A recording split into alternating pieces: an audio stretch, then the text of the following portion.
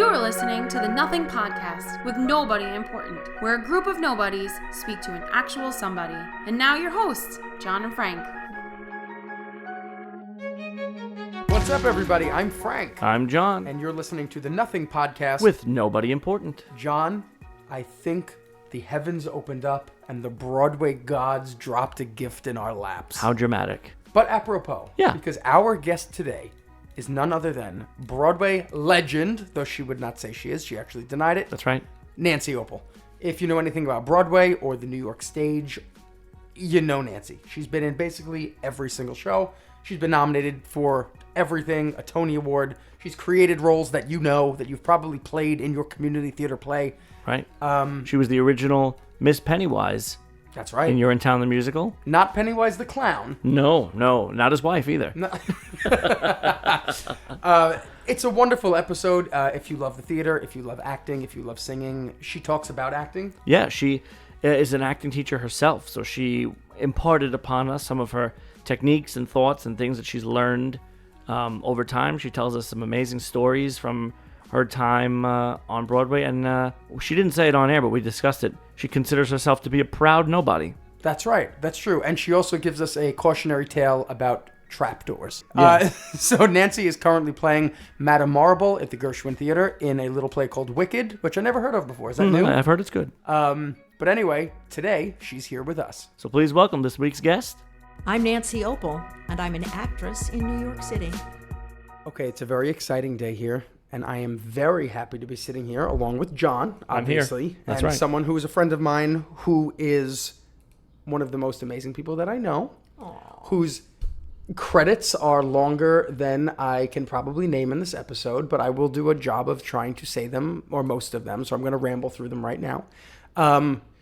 She's Tony-nominated actress, been in the following things you probably have heard of: Honeymoon in Vegas, Beautiful, the musical, Cinderella, Memphis, Fiddler on the Roof, Wicked, Urinetown, Triumph of Love, Anything Goes, Sunday in the Park with George, Evita, The Drowsy Chaperone, The Toxic Avenger, My Dear, she won an Obie, and I think that's all I have written down. I've heard of all of those. You have? Yep. Here she is, Nancy Opel. Well, that was pretty good. Wow. Starting off with an applause. Nice. Applause right away. He rattled them all off. He rattled most of them off. He didn't rattle off the flops, I think. But I kind of appreciate that too. Yeah. So Nancy, I think, is a remarkable person because she's just very real. And I feel like when you have somebody who has such a list of credits, it's extensive. Everybody knows who you are in this community. But you're just so real and down to earth, and you're just a regular person. Do you think you're a regular person? Yeah, I do. You do. Because I know other actresses. Would you classify yourself as a nobody, like we would ask you to? You know, in certain respect, of course. Right. Because, I mean, I don't have a name that's nationally recognized by a lot of people. It's a very specific group. Right. Who knows, who Nancy Opel is or what I do or anything like that. So yeah, and frankly, I like it that way. I have friends who are famous, and I have gone places with my famous friends, like TV people and stuff like that. And I don't think that I would be that comfortable with the entire restaurant turning around and looking at me every time I go someplace, because that's how it is for some people that I know. Right. That's why she can't go out with us. Right, because we can't go anywhere without getting They stopped. You would think that you could go everywhere because no one sees you on this. Oh, that's true. That is very true.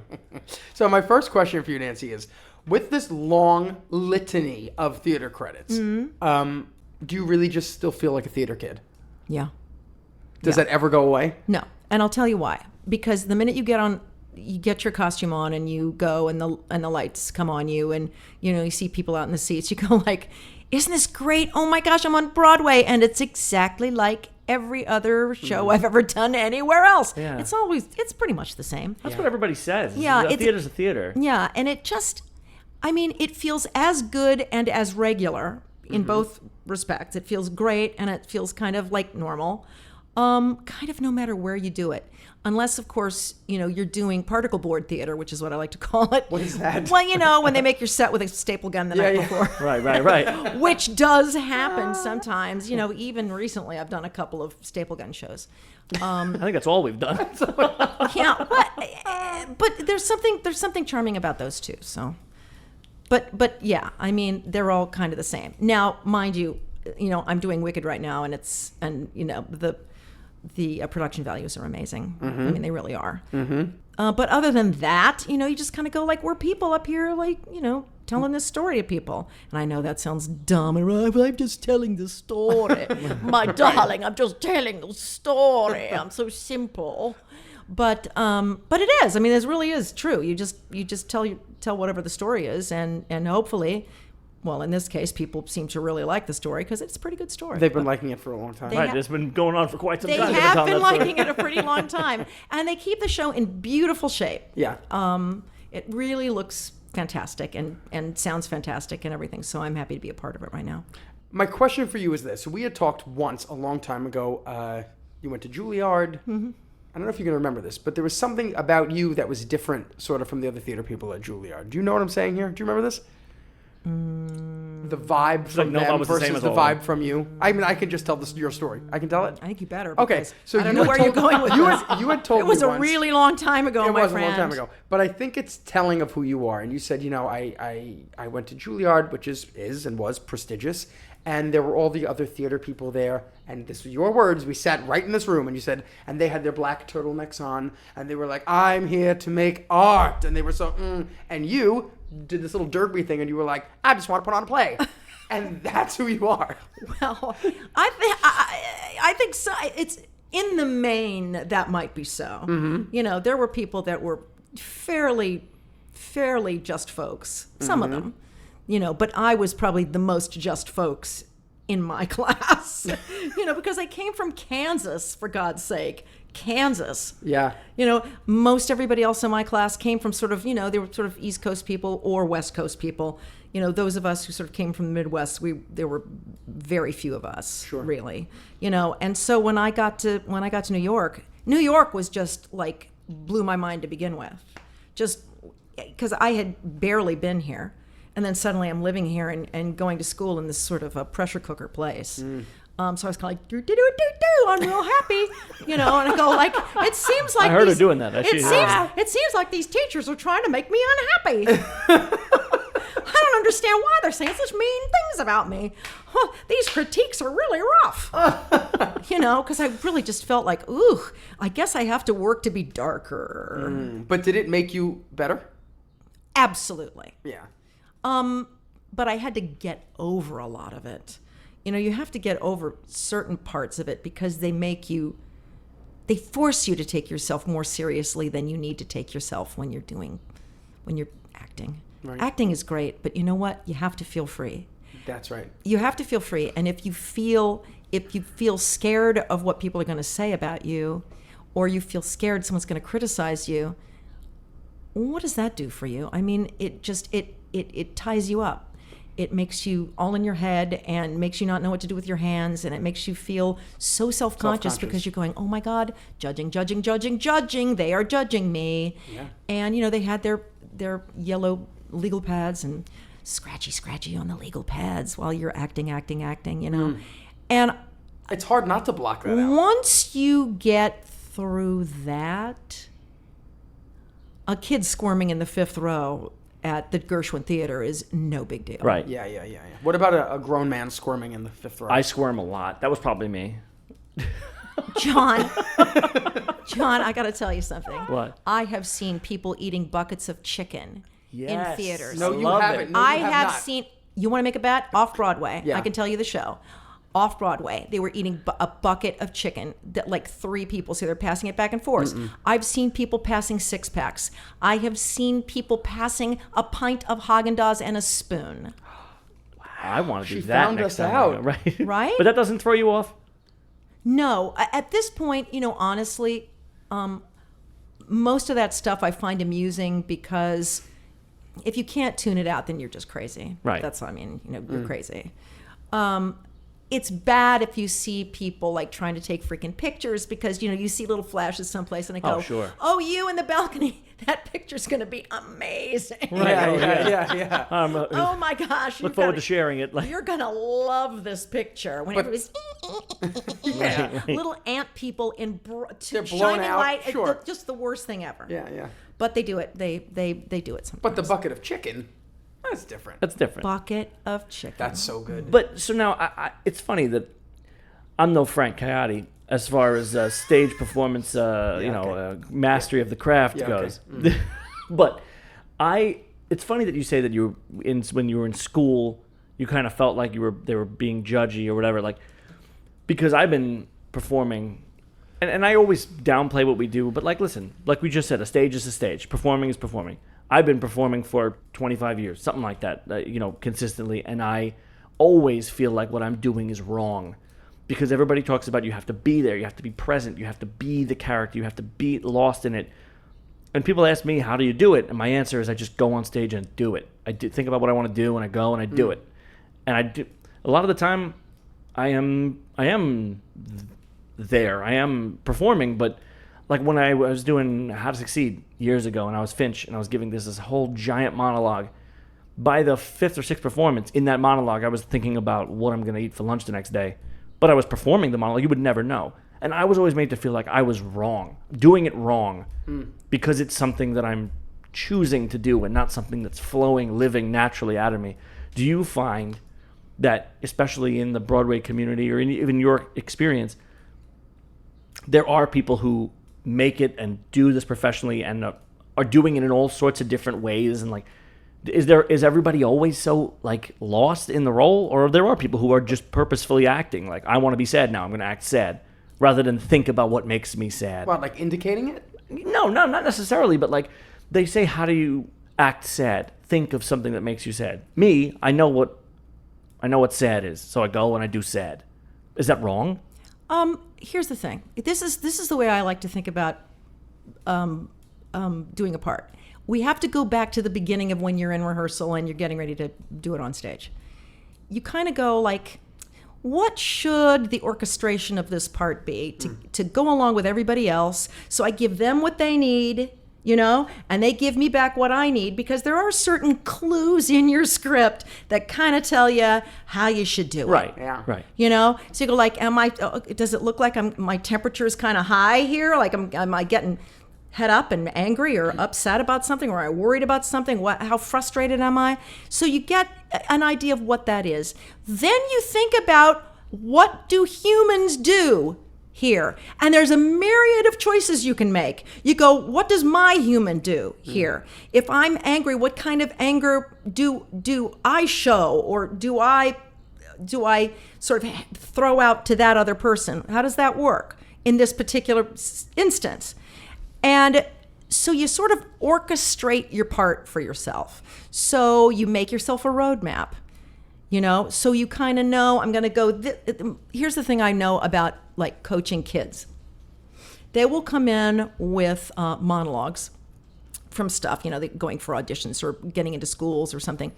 And someone has told them that, okay, in your monologue, make sure that the person that you're talking to is, like across the room, and you're looking at that person and you're giving the monologue. So basically what they do is they sort of paste their eyes at this one place in the room, and they never move their eyes.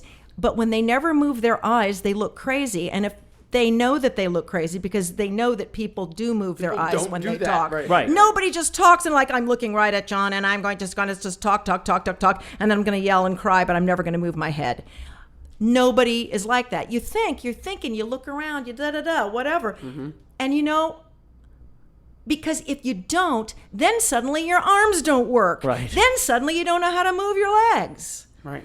And it's just, lots of times for kids, I'll just say, hey, listen, place your person over there, and then just check back in with them every now and again. Right. Yeah. Right. When it's important, look back at them. And then your words actually mean something, because I don't just check out because you look crazy. Mm-hmm. Well, I do the same thing. I go like, if I'm talking, I don't have to just go like this, oh, Elphaba, and look at her and But that is what you do, actually. and never look away, because it's just that stuff's nuts. So mostly what you need is to be able to give me sort of relaxed human behavior, and relaxed not so far as like you're chill and you're not like engaged in the scene, but your body has to be relaxed. Right. Your voice has to be relaxed. And then you can sort of swing around in all kinds of different directions that you may not have thought of. That's what you do in rehearsal. And then you kind of set it.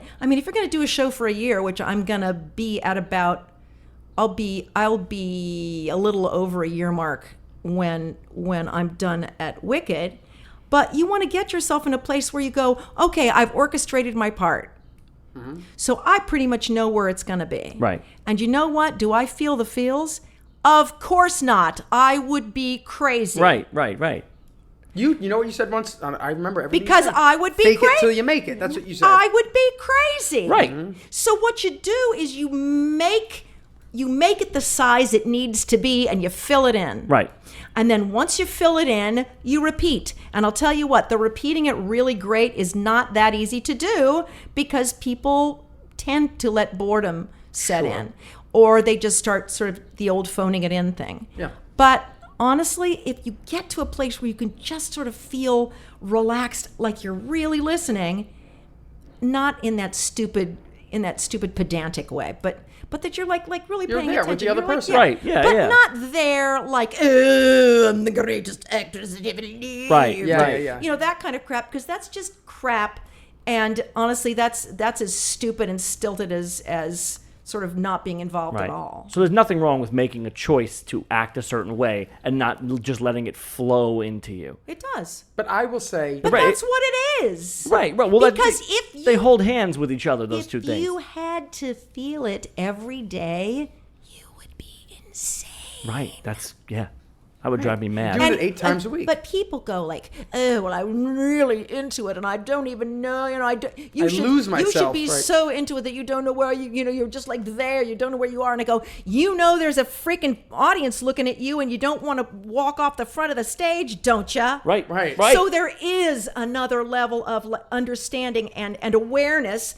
Otherwise, you would freaking walk off the stage or you wet your pants. But I would say, I don't disagree, and I feel like me disagreeing with you would be like a guy who does paint by numbers disagreeing with Picasso. But what I'm saying is, for certain, I think Then I see no reason to continue this discussion. I just think though, but for certain roles or for certain things where there's maybe an emotional vulnerability, or it's whatever it is, or it's honest, it's sad. There's times when it has to be real tears. It's what it calls for. You do have to go to those sort of places too, though. But it's both. It's holding hands, like you said, where it's orchestrated. You know where you're going with the thing. So it's technical. It's you're pulling the strings behind the curtain, right? But it's also you're opening up your own. But you know your where own you heart are to the thing, right? You never forget where you are. But No, you can't forget you're in a play. But if you've orchestrated it the right way, all that stuff happens It triggers. It comes basically anyway. automatically. Right. Yeah, yeah, Right. Basically, it happens automatically. Now, it's a whole other kettle of fish if we are talking you're doing a movie. Let's say you're shooting a movie, and you only got, a number of takes that day, and that's going to be it. That's a different thing, because that's not about repetition. See, I'm talking about how do I do really, really great, really, really committed repetition. Mm-hmm. It's a different thing than having a camera up your nose and getting 5 takes. Because then you have to just be truthful every time. And then, and it doesn't hurt you to be, because you're only doing it a couple times. Yeah, it pretty much means you got to get there. Mm-hmm. Whatever that is, because you don't have any time. You have no time to like sort of craft it, because honestly, it's crafted in editing. Right. I mean, I'm just going to tell you the truth. Yeah, So absolutely. you just try to give them interesting, honest things. Absolutely. And I mean, I've watched I've done so little film, but I have friends and I have watched people with big parts, and I go, oh man, that is I really, really admire it, because they got to be there 100% and they don't have any time to figure it out. Yeah, and the audience it's right up their nose. They're not 100 feet away in the back of the mezzanine. Right. You don't have any time to figure it out. Yeah. And you just go, let me give you sort of bracketed choices, right? I'm giving you bracketed choices, and that's what a good director is for too, because he's gonna bring it out of you to give bracketed choices of some kind. And once you've done that, then it's editing. Right. But you give options. I think so. Yeah, I think that's what that's about.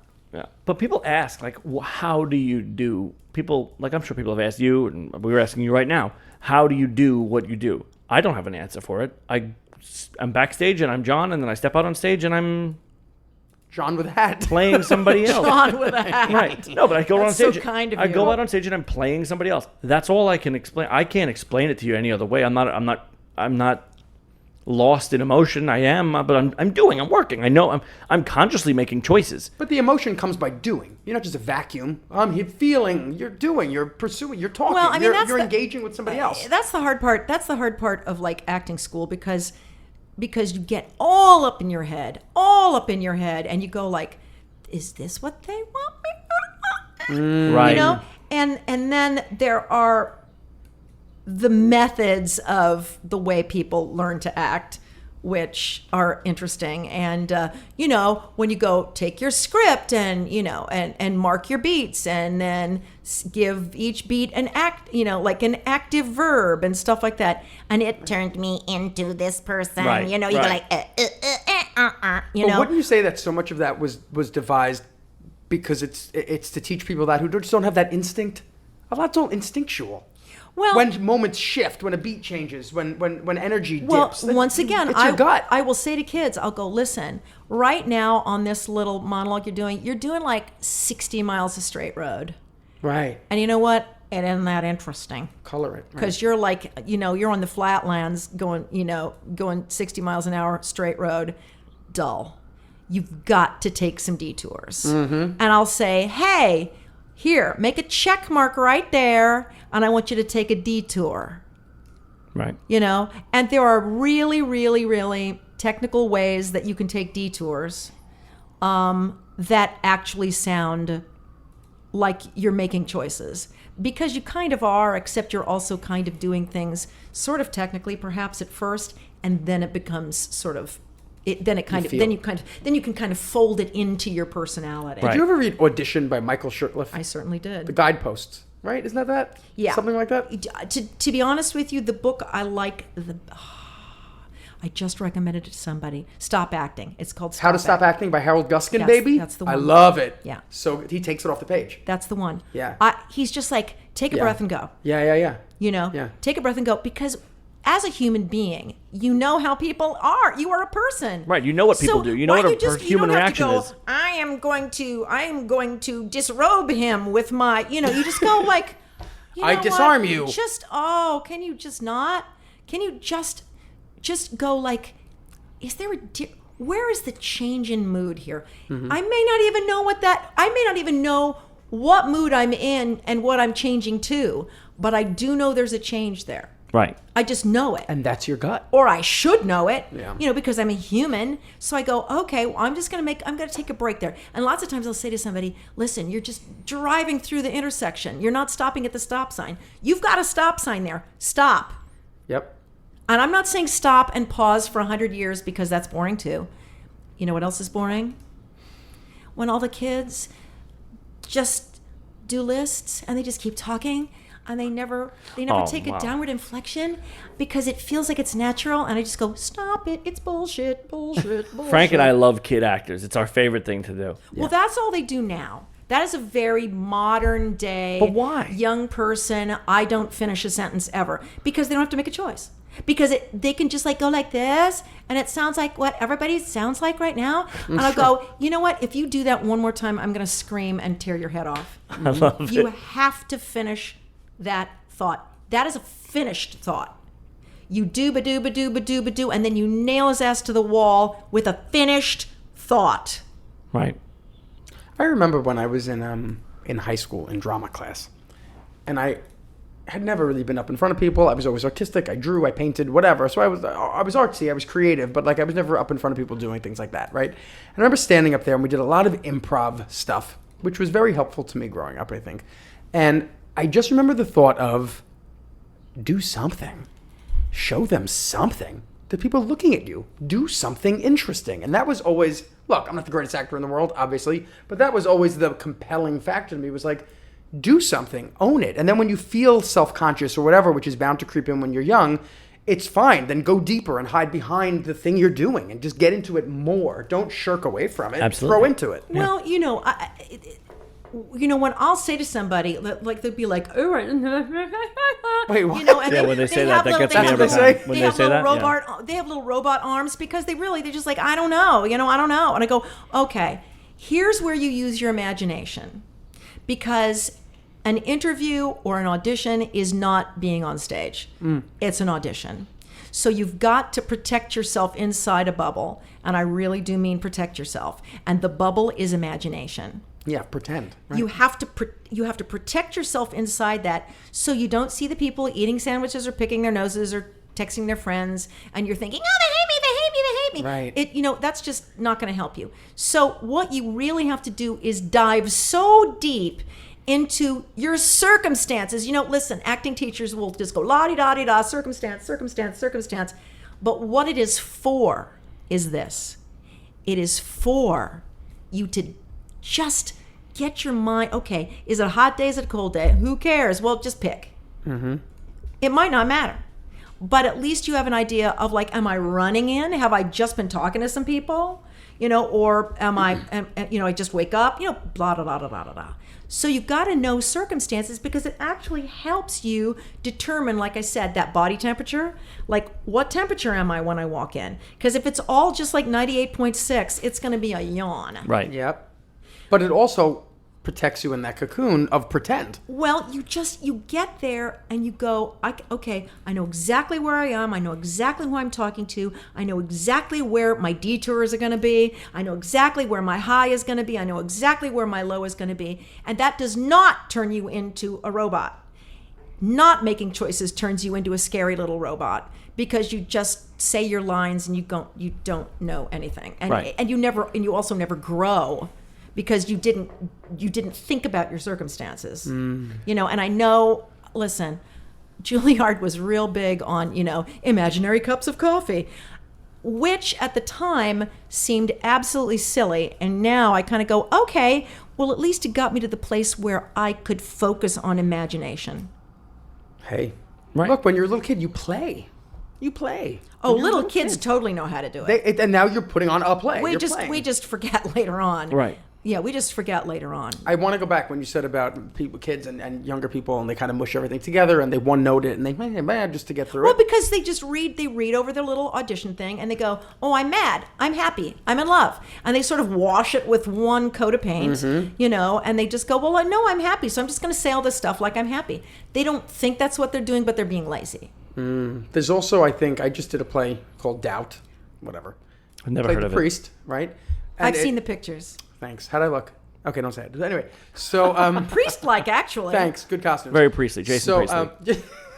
Miranda Priestley. So there were. I just found the language. John Patrick Shanley writes in a language that is a bit obtuse and it's a bit grand and it's philosophical, but to fully own that language and to open your mouth up to that language. You know what I'm saying? Sure. And to find it through there. Because at first, you read it the first time out loud, it's like, oh my God, I don't talk like this. People don't talk like this. But the more you do it, the emotional sort of energy, I feel like, easily comes through that. Do you think I'm bullshitting right now? No.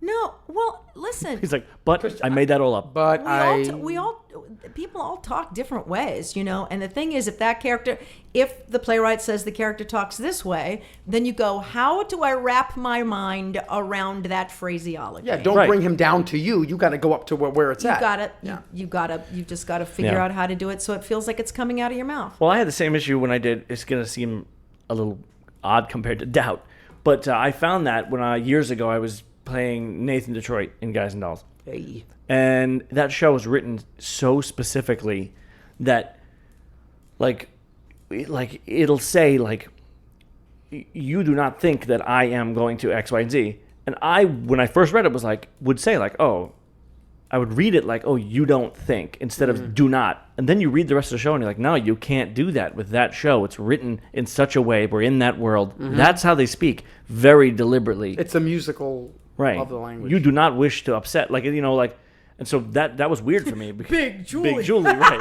Big Julie. Right. That's a classic. Okay, we're going to rattle these off. This shouldn't take more than 10 seconds. Ready? Wait, is this the list? No, this isn't the list. Oh.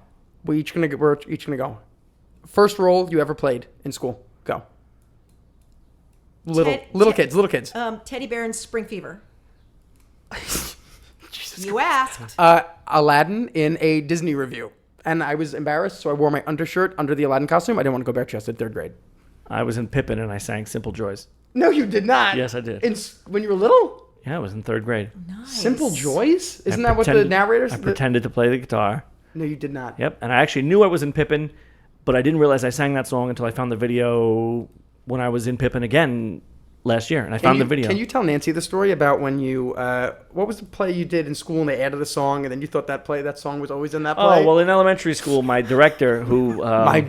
we can't talk about because he fell onto some hard times as far as house arrest and child abuse. Holy smokes! Yeah, it was a big We've got deal. a new episode. Yeah, it was a big deal. When we eat, we'll talk about We got to that. get Mr. C on here. So no, that's fine. Everybody knows about him. So he used to add songs to put more kids in numbers. As you do. As you do. So for the longest time, I thought that Hot, Hot, Hot was in Cats. I thought Turn the Beat Around was from The Wizard of Oz. I'm not kidding. Wow. Okay. Yeah, for a long time. That's what I thought. So My God, good. I'm surprised nobody just shut his stuff down. You're not supposed to do Right. that. Well, I have a was in question. I have Catholic one. school in Brooklyn. Do you have another one? Because I have one. No, go ahead. When was the first time you remember, this might be hard, first time you remember getting a reaction from an audience? Oh, man. Something that you We're did. all saying this? Yeah. I know it. Okay. We did in high school. We did plays called Sing. You ever know what a Sing is? It's like when the kids write a musical and it's a competition or whatever. And I didn't want to be on stage then, so I was just the tech crew. But I had to literally carry a shrub. It was like a joke, like I'm here carrying a shrub, and I carried it, and I had to say something. I don't know what it was. It was like some snarky comment as the tech guy, and they laughed. I was like, oh, excuse me. They laughed. And I just remember that I don't know, but it made the magic happen in my head when they laughed. I said, oh, that feels good. You don't have to, it doesn't have to be your first. Do you have a memorable one? I think the most memorable reaction from an audience, well, there's two. One of them was I was doing this show called Triumph of Love, and it was with Kevin Chamberlain and Roger Bart, and we did this number. It was our final show, and it was a number called Henchmen Are Forgotten, which is a really funny, adorable number. And we did the number, and I swear to you, this has never happened before or since. We got almost a 2-minute ovation. Wow. I've never had that happen before, or since. Why do you think it happened? Well, it was the last show, obviously. So a lot of people who had seen the show before were there, and just enjoyed it. But we were all. Did you just freeze? What'd you do? For 2 Yes, minutes? and we had a really cute freeze. Thank goodness. It was an ugly freeze. It was a really cute freeze On one leg. and we were going, OMG, So cool. because there was no way to just leave. There was just no way. Right. We just stood there. Yeah. Take it, man. That's And we're wild. Whoa! And I think Betty Buckley actually timed it. Since we were And it was 2 minutes. This feels like this is a long time, and yeah, it was really long. It was almost 2 minutes. And then they were passing the chicken bucket around. No, not Yeah. on that Do you show. remember what you told me about Roger Bart? Was it nice? Yeah, but it wasn't. It was about him, but also about me. It You was. said this once, yeah. You said to me, you know what? You smell like Roger Bart. I swear to Oh, God. because of the tide. You did say that, yeah. Now people are going to get the wrong idea. You smell like Roger Bart, and I look like Kevin Chamberlain. You do. Now listen. That's right. Now listen. Listen. Everybody, here's the deal. Everybody smells like Roger No, here's Bart. the deal. Roger Bart used Tide detergent. That's right. And you use it too. Mm-hmm. And you know what? It smells awesome. Excellent. I use Tide too because it truly Oh, is. we all smell the same now. It is truly the best smelling detergent there. Hang on, I'm going to come over there. There ever. Do you smell like Tide right now? No, I have an undershirt on. I'm walking to... They're Yeah, smelling yeah, each yeah. other. They're smelling each other. Yeah. Wow. Yeah, I smell like Tide. Yeah, you do. That's Let me amazing. smell my shirt. Right.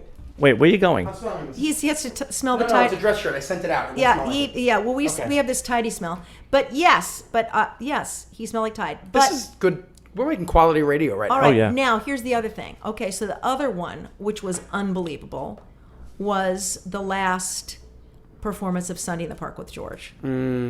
And Steve was there. Steve Sondheim was there, and Of course, and- it's Steve. Yeah, we call him Steve, Steve too. was Yeah, there. Steve. Well, I do call him Steve. Well, if you get him on the podcast, we'll talk about it. Well, it was Steve and like everybody, everybody, who was involved in the show and putting it together off Broadway and everything. Everybody was there, and everybody came on stage for the curtain call. And you know what? That was kind of great. That was kind of great. Right. Evita, may darling Hal Prince live in our memories forever, because he was the greatest. He gave me my first show, Evita, and right after that I did Sunday. But Evita we were the first Broadway company. We're in New York, but they had done the show before. They'd done it in London. So Who played her? Madonna. Elaine Page. Oh, yeah? Yeah. Who would go on to play Everything. the cat, right? Rosabella? Yeah. So what didn't feel exactly like you were putting together a new show, because it was kind of a template. They had done that show, and it was sort of like, okay, now who are you? They'd look at their prompt book. You and go they're there, Like, yeah. You are so and so, and you go like, oh, I feel so important right now. Yeah, but yeah. that's how it was, because I was in the ensemble, and I was just tickled to be there, learning so much. Big eyes. And but then my next Broadway show was Sunday in the Park. And that really was from the ground up, really actually putting it together. We really were. Yeah, Wow. sure. And it's got lots of highs and lows when you do something like that. But I learned a big lesson there. And the big lesson is, it is actually just a play. Remember that. It's not. Yeah, because 100%. you get it. You just get so worked up. Sure. About like, oh, they've cut my lines, or they've cut my song, or they've cut my whatever, and you just go, you know what, girl, you're just as lucky as you can be. So just calm it down. Oh, yeah. And just have fun. Calm it down. And you're getting paid to do what you love to do. But that was a very big lesson for me. Absolutely. Frank, do you want to hear my first reaction story? Oh, yeah. It's a funny one. Sure. So when I was young, I didn't sing at all. I refused. I didn't want to, and I didn't want to do it at all. So they did a Broadway review, and I guess I was funny, so they would put me in roles that didn't sing, because I would go into the audition and I'd go, I'm not going to sing. You're sort of the Sid Caesar of Very grade much school. so. Yes, very much so. Yeah. Very much. I've been playing those cameo roles since I was young. Yeah. And they put me as Mr. Mushnick in a scene from Little Shop, because they were doing Downtown, and he doesn't sing in that. He says, where the food is slop. Did you know that? Nancy, did you know it? He says Does, that. yeah. Nancy looked at me like, that doesn't matter. He didn't last time. He didn't last time we did it. That was Andy Guzman's. That's right. But so I had to say the line about the urchins and get out of here and the whole thing. And I was in my little sweater vest doing my Jewish hands. Yeah, as you do. And I forgot my line. Dead. The audience was there. I forgot my line, and I was just standing there. And there were two graduates who had come back to the school who were playing bums, sitting on the garbage. And the director ran up to the front of the stage. I was in the 4th grade or 5th grade. She ran up to the front of the stage, and she said, just say something. And I walked right up to the mic, and I went, something. And the two bums just stood up and started applauding. And I got a standing ovation from the whole crowd. Was Steve there? Just Steve for saying, Sondheim? just for saying Something. But that's funny. They thought it was so funny that I was like, okay. Did you do it to be snarky and funny? I did it because she said say something, Yeah, you and do I it didn't being know what literal. else to say. Something. Something. And I got a big reaction, and it sticks with me always. Wow. Yep. What we're going to do now is we're going to take a quick break, and then we're going to come back, and we're going to talk more with Nancy about the types of roles that she's played, what goes into those types of things, and Frank and I are going to make her rate some stuff and play a little game with us. We'll be right back. Hi, I'm Nancy Opel, currently in Wicked on Broadway. I'm Anthony Melchiori, host of Hotel Impossible. Hello, this is Paudrey Alexander from The Paudrey on PlayStation 4 Nintendo Switch. I'm Richard Jones, CEO of Beowulf Media. I'm Aaron Owen, captain in the Army Reserves. I'm a doctor. Attorney at law. I do fire eating, the human blockhead. A longshoreman. I'm a pregnant woman. Danny Miller from King Kong on Broadway. And you're listening to The Nothing Podcast. The Nothing Podcast. The Nothing Podcast. With nobody. Nobody. Nobody. Nobody? Nobody important. Where a group of nobodies speak to an actual somebody. All right, and we are back with Nancy Opel. Okay, so Nancy, I have to ask a favor of you. You have many great stories as a legend of the theater that you are, even though you would not say that you were. There are two that I love. One's a bit tragic, one's a bit funny. I'll give you the option of telling one if you want, or none. Will you please tell us either the Fiddler trapdoor story, or you've said this a lot, so I feel like it shouldn't be this one, the Evita falling down story. Okay, I can't tell it. I know, you say that all the time. I can't tell it again. Okay, look on YouTube, Nancy Opel with Seth Rudetsky. She says the story about when she fell in Evita, and she couldn't get up, and then she made a character choice by holding her uterus and pretending that the oncoming uterine cancer. It was like for. I've even heard this story. It was a foreshadowing choice. I've heard this story. Okay, that's foreshadowing. Now that story's gone, the Fiddler story. You can watch it. It's still on YouTube someplace with Seth. Okay, but this is not funny. Okay, this one isn't. No, this one isn't funny. But it is the thing that the first thing I will preface my remarks with saying, if you are in a Broadway show and you do anything that is remotely dangerous, you should get yourself some insurance. I'm not even kidding. Yeah. You should get, what do you call it? You know, like Aflac, what do you call it? Yeah. Supplemental. Yeah, right, supplemental. Supplemental, like accident insurance is what I would do because I think it's really important. For a couple of reasons. I mean, if you almost kill yourself, people are going to take care of you. Mm-hmm. But if you're only sort of, kind of hurt for a little while, it's probably a good idea to get some insurance. I'm totally not kidding about that. And here's why. So we had flying in the show. We had trapdoors in Fiddler. We had everything. And this was at the Minskoff, where Lion King is now. And we'd been running better part of a year because this happened right before Thanksgiving in 2004. And it's not that tragic because I'm here. I live to talk about absolutely, it. Right, sure. So it's not that tragic. In fact, I always say that I walked away from this, even though it took me a while to go get back to the show. Okay, so the way right before Muddle and Seidel's wedding, they have the dream and all of that stuff. Well, Grandma Seidel came out of the floor. And you're Yenta. Yes, I'm Yenta. Right. But Grandma Seidel comes out of the floor. So there was a trapdoor. And on the stage, the way it was sort of dressed is there was this trapdoor, but you couldn't see the trapdoor, which is unfortunate in my case, because they had sort of had fabric over the hole and some dead leaves and stuff like that. So it just looked like she came out of But there's like a slit. Nothing. There's a slit in the fabric. Yes, and there's a great big ass hole underneath on the other slit. side of the slit, right? Yes. So there was a scissor lift to get her where she needed to go. Blah blah blah blah. Well, one night, a sub stagehand walked away from an open hole. He was supposed to close it, and he didn't. But I didn't know this, of course, nor could I see it. So as the entire stage starts to move into the Muddle and Seidel wedding thing, I go running around to stage left and start walking up stage, and I hit that trap.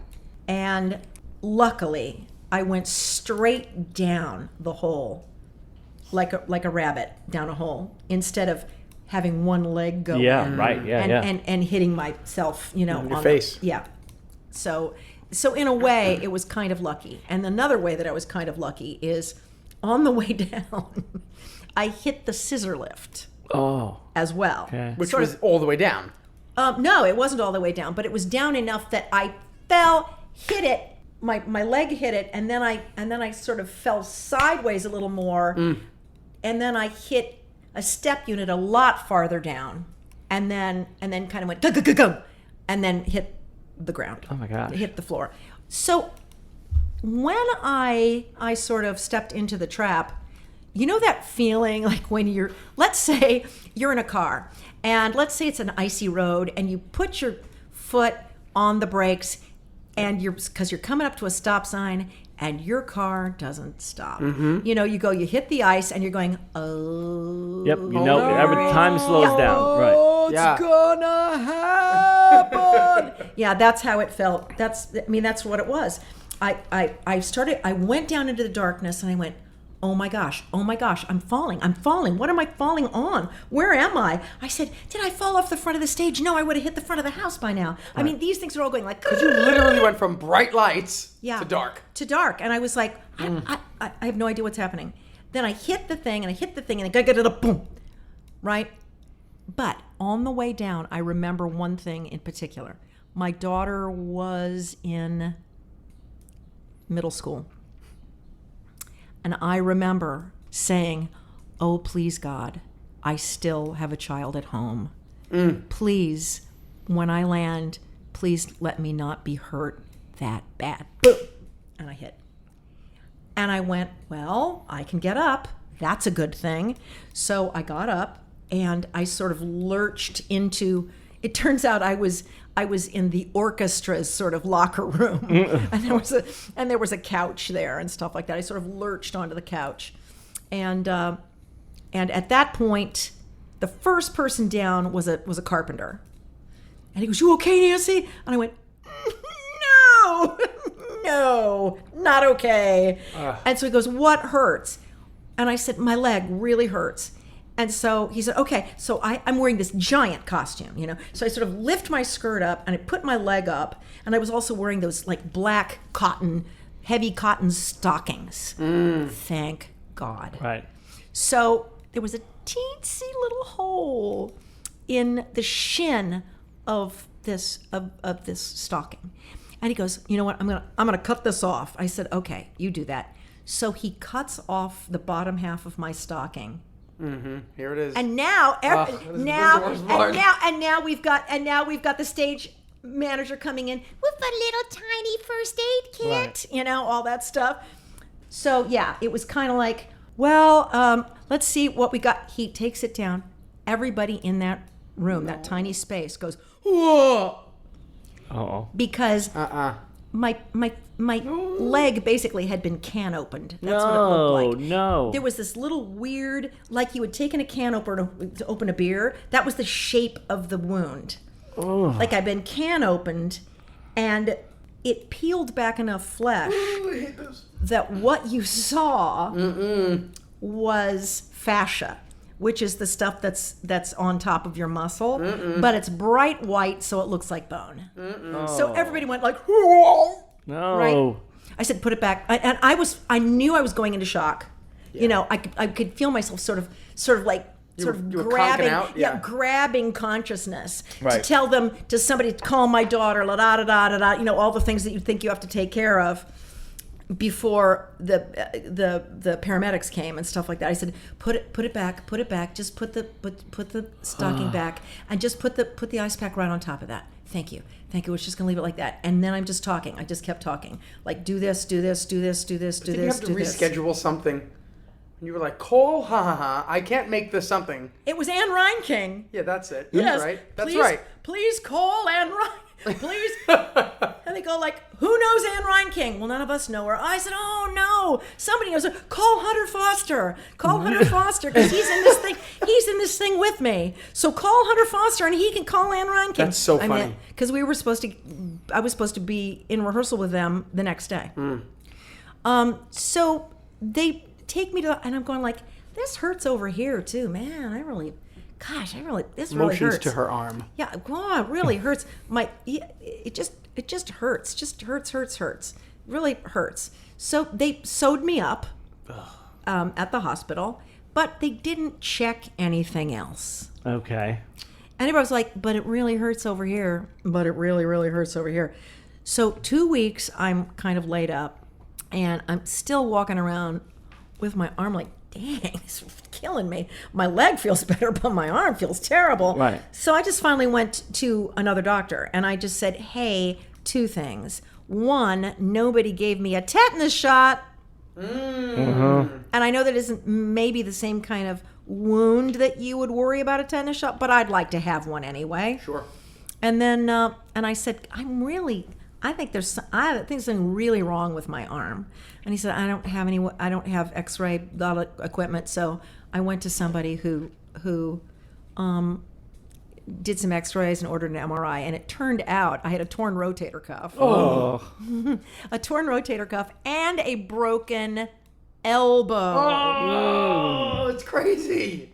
My broken elbow, by the way, is the most fantastic weather vane that there ever was. Let's see that elbow. I'm gonna go like it's like I go like this. Yeah, it's gonna rain today. She becomes an old gold. Yes, I did. I go, gold miner. I go, Prospector. yeah, I think it's gonna rain today. I'm feeling it in my. I'm feeling it. I think it's gonna be raining today. Yeah, it does kind of do that. However, all in all, I walked away from this. Right, which is impressive Did they as it is. stop the show? Did they throw somebody else in? What happened? They did not stop the show because we were so close to intermission at that point. Oh, yeah, sure. Somebody just grabbed my last line that is at the, before the Russians come in and, break up the wedding. So we were kind of like right there. And then my understudy went on for the second act. I remember that the first time so before I really knew you, I saw that Fiddler on the Roof, right? Yeah. And I went with a bunch of people. We had just done a production of Fiddler on the Roof. Right before that, we said, we're going to go. Oh, to so the good. Fiddler You on the could Roof. judge us. That's good. Yeah, okay. Because it's the same know. thing. So nobody fell through a trapdoor. Okay, so I remember we went, and then we went to the stage door, and I didn't know you, but I knew you were in the play. And I knew that you were in Urinetown.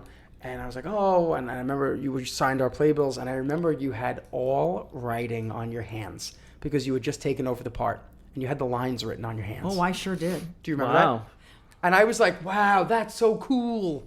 That I remember because I replaced someone in previews. And so I had a rehearsal on Monday, and I had a put in on Tuesday and went on. Wow. No, that was it. Yeah. That was the extent of my... Had you ever done Fiddler on the Roof before that? Heck no. Did you know it? No. That's intense. And thank goodness, tradition is a number where people hold on to you. Yeah, they pull you around. Right. I'm not even kidding. How did you learn the dances in 2 days? I did. Oh, wow. That was the Alfred Molina one? Yeah. Amazing. I Did love people Alfred say Molina. it wasn't Jewish enough?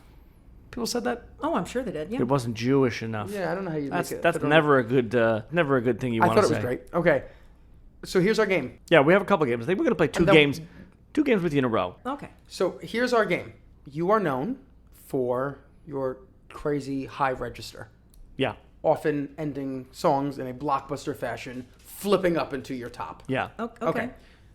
I have a very high falsetto. Okay. Not good and not developed, but it's high. Yeah. Okay. So I'd like to have a high note sing off with you. I guess. Is it going to send these two animals into a tizzy? No, not a short thing. It won't. Okay. So how should Although we my do it? dog does occasionally sing. Yeah, that's great. with Yeah, me, I know. Yeah. But I don't think it's going to be long enough to get it going. Okay. So I think one of us should make a sound, and then we try to do higher. The next person do higher, and we see how high we can get. Okay, go ahead, Frank. You're going to This is going to be really annoying. No, Nancy should start. What? Octaves are going to be a situation for us here. Why? All right, we'll just do the game. I don't care. That's right. You see what I'm saying? I'm with you. I'm with you, but sure, we're but- going to see how it goes. Just go for it, Frank. Yes. But let's just... But I think let's see. I think you should go first because this is. What do you want me to do? Just pop a high something on an whatever you want to do. Okay. Okay. Oh my gosh, she's prepped. Wow. Is that close? You went up a half step. Yeah. Okay. I think. Okay. John. I take myself out of the runnings. Okay, Nancy. Can we go higher than that? I don't think so. You have a show tonight at Wicked. Is this going to affect the performance at all? So we went. I can't. Don't have it. Wow, Frank has bested. You just did the same note again. Wow. Damn it. You just Frank, did the same note All right, that you just did, can but I- you win anyway, so we're done. Frank has bested Nancy Opel. Yep, he wins. Jesus. What do I win. get? Is there a prize? You get absolutely nothing. a T-shirt. Okay. Excuse me, this is not my show. But you want a prize from her for something you did on your own show? You. Listen, Okay. no, wait, okay. Nancy, come back to the mic. Come All back. right, we're to the back. All right, we're back. That was good, and it was good. I felt good. mic. It was something. Was it theater? Was it art? I felt it. It was neither. It was none of the above. But let's go on. Yes. Okay. So here's our final game. Yeah. The rating game. We're gonna read off a list of things that to us have to do with Broadway, this environment, New York, things like that. And you simply have to rate them. Now, there is no metric. You can rate it 1 to 10. Good or bad. I like it, I don't like it. It doesn't matter. Okay. Okay? And your metric does not have to be consistent in each of these. Whatever you want. I can say Can be whatever you want. I give it an 8. Yeah. Right. Yes. That's right. And then I give it a B+. That's right. Gotcha. That's correct. I will tell you that when we did the episode with the guy from King Kong on Broadway, he rated it in pairs of show underwear. Just so you know. Yeah. You don't have to. Okay. Are you ready? Sure. Times Square, Dora the Explorer. What? You mean that horrible little stuffed girl? Yeah. So rated. Can I go below any scale? Can I go to I need to go cholera. So, no, you're doing it in diseases? Maybe I'll do it. Rate these in diseases. Maybe I'll rate it in diseases. Okay, so If she's you could do, cholera. Old-timey Oregon Trail yeah, diseases. or scabies or something. Scabies. Okay. Yeah. All right, I'm going to give you the Cats trailer. Oh God. Oh God. That's like. I can't give it a disease, I don't think, but it's close. I'm going to give it bad acid. So you don't like it? Bad acid. We're not like gonna, an acid trip? I'm going to say you don't like it, so you don't have to say you don't like it. Because Bad- you were probably 2 steps away from like being it. in it. Bad acid. No, it just. I can't like it. It's is weird. It is just. There's something about it that looks too person-like and not enough cat-like. Yeah. Right. And it just kind of weirds me out. They have breasts? I'm It's sure weird. sure everybody's great. I'm sure of it because all those people are great. But I just look at it and I go, why is it that some of the scenes they look like they're little mice, and then the other Right. scenes How big are these they look cats? like they're as big as we are. Yeah, not about it. Okay, Hamilton. Is it still a thing? Yeah, it's a thing, and it. Listen, when I went, I couldn't have been more skeptical, because I went right before they opened on Broadway. I had not seen it off Broadway, and I sat there and I went, okay, we'll just see about Yeah? Oh my God, it was like 0 to 110 in the first 2 minutes. And they had me right then. I went, "Oh my gosh!" So how do you rate it? I haven't seen it. How do you rate it? I totally understand this. I'm gonna rate it. As maybe semi-orgasmic. So it's not. So it's not. I haven't seen it. So Me it's, neither, no. so it's not really a disease. No. per It's the opposite. se. I'm going to go snack prices in the lobby at Broadway. Snack prices? Yeah. I have no idea what they are. They're high, right? Yeah, 'cause Well, you're on the yeah, other a side glass the of building. wine is $30 for this much. No, come on. Not kidding. Check your lobby. Not kidding. This much. Was it 30? That's Yeah, legit. 30 bucks. Yeah. $30? Holy smokes. I'd call that tuberculosis. Well, yeah. Okay, this is going to be cliche, but it's long, so bear with me. Musical numbers where the ensemble starts in a series of poses, then they do the number, and then they end in those same poses they started with, usually sitting in chairs. Like nothing ever happened in between. Like we didn't just do that. That's a thing. I'm going to give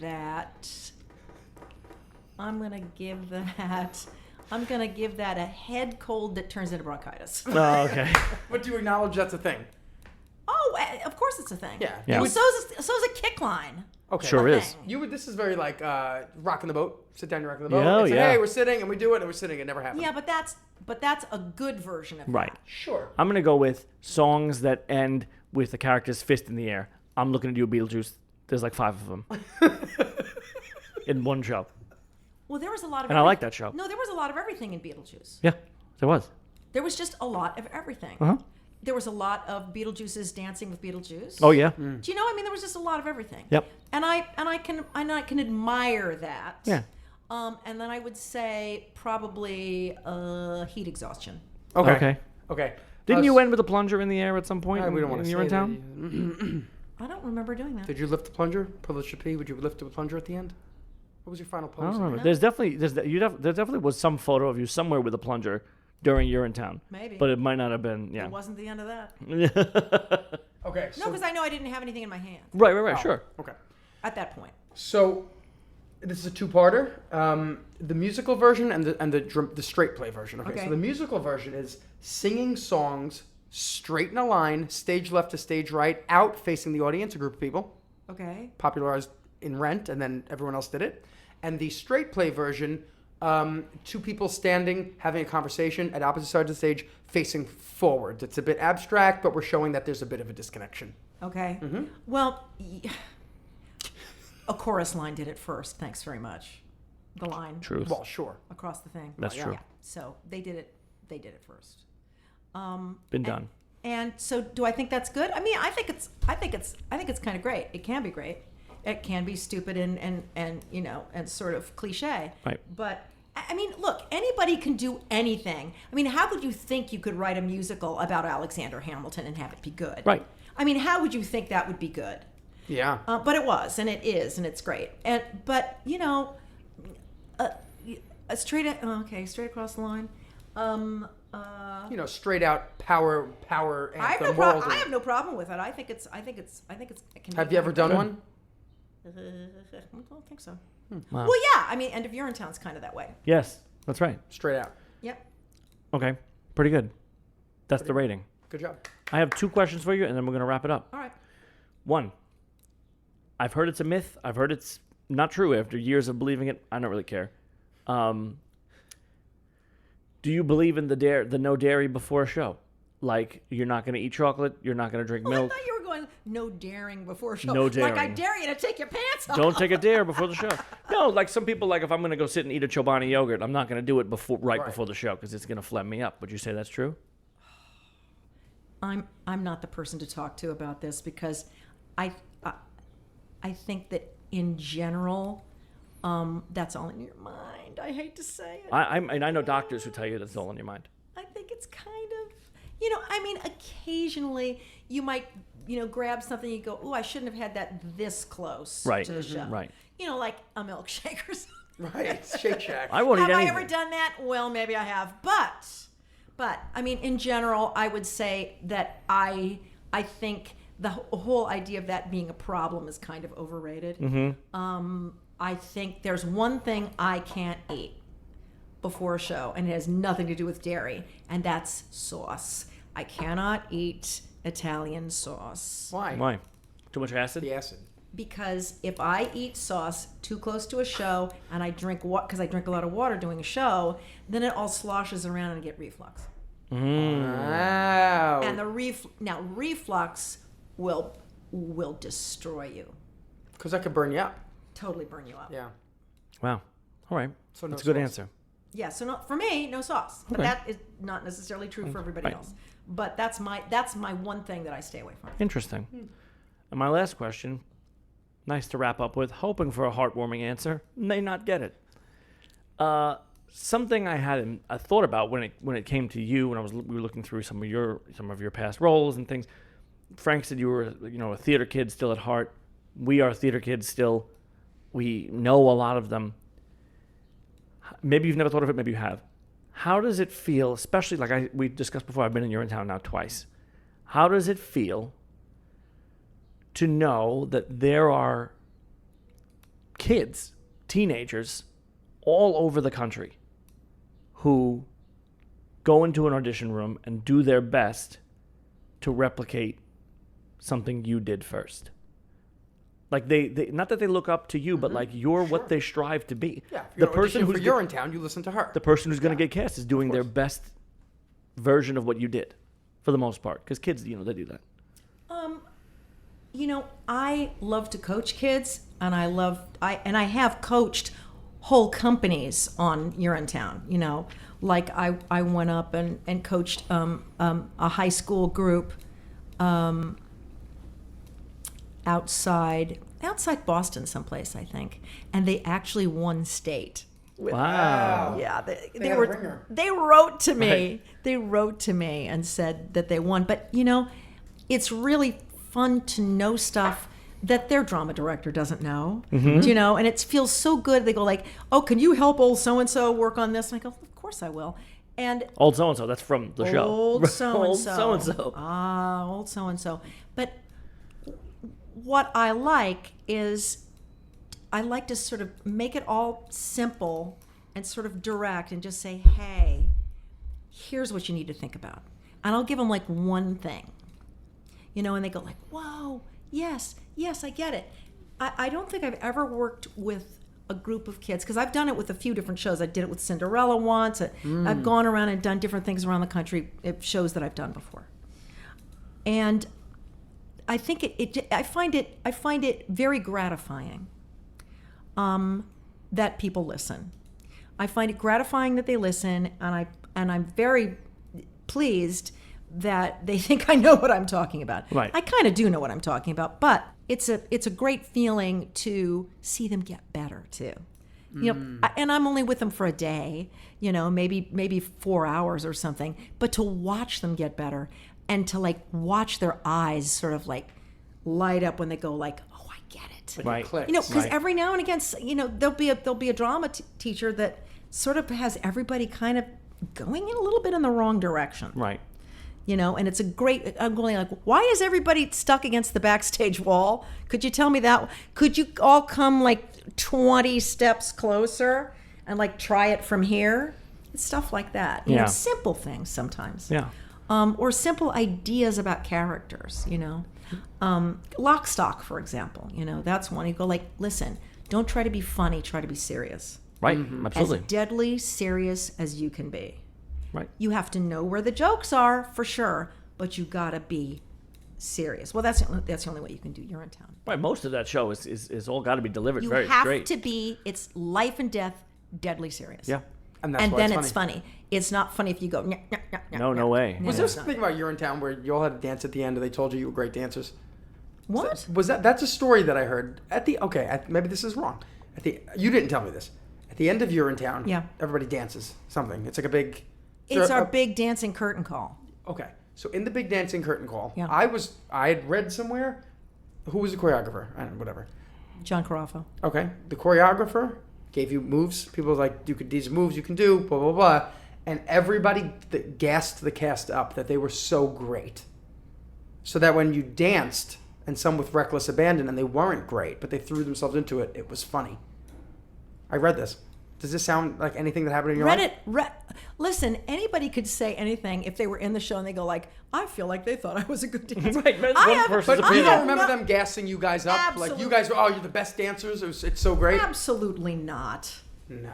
Sorry. You're dispelling rumors here on the podcast. That's it. I'm sorry to That's dispel a it. rumor, but I don't remember anybody ever telling me that I was a great dancer. I am sure I would remember that. Right. Do you want to plug yourself because you're a coach? You want to plug your Sure. Instagram or your website or your... Sure. Well, you know, you can find me anywhere. You can find me on my Instagram. You can find me on my website, nancyopel.com, or Facebook or whatever. You can always DM me on Facebook. Slide into those the Nancy Opel DMs. You can also find her at the Gershwin Theater wearing a giant wig playing Madame Wearing Marble, a giant wig playing Madame Marble. who may or may not be the villain.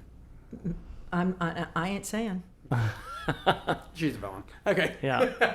Well, That's it. yes, we want have to a thank show you. to do. Thank you for doing this. We're going to let you go do your show. My pleasure. We'll hang out here. We're just gonna be here. While All you're at the All right, Gershwin. but let's turn the air conditioner back on. That's right. That's right. Get a round of applause. Ladies and Frank. gentlemen, Nancy Opel. There you go. Thank you. Yay! Broadway! You've been listening to the Nothing Podcast with Nobody Important, a cool side production hosted by John Panepinto and Frank Caiati, with contributors Matt Hunt, Joe Hagopian, and Tom Zaccheo, and engineered by me, Danielle Rosefisher. Find us online at nothing-podcast.com, and be sure to rate and subscribe on Apple Podcasts, Spotify, or wherever fine podcasts are distributed.